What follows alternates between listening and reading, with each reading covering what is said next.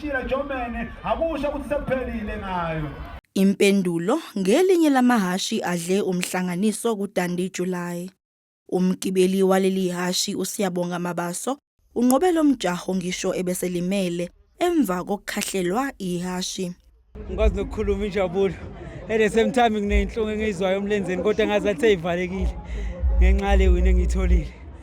Ngiyacabanga ngizosheshe ngiphole ngizolulama. Kulomcimbi bekutshengiswa nengqephu ehlukene yabasiki bakulelizwe.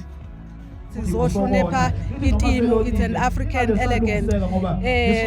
Itimu mayisho kanjalo shuthi sizoba proud ngokuba ama-Africans. Njengoba usibona sinje sizo-representa i-Queen uMkabayi kaJama, indlela esigqoke ngayo, sibuyisa okwasemendulo. Imbungazo yeDundee July iqhubeke kwaze kwalamula ukusa kwaizolo.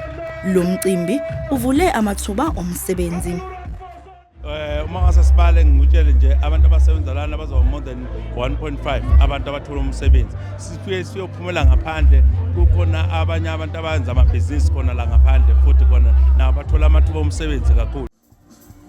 Kunxuswe izinkampani ukuba zixhase izinhlelo eziletha uguquko ezindaweni ezisemakhaya.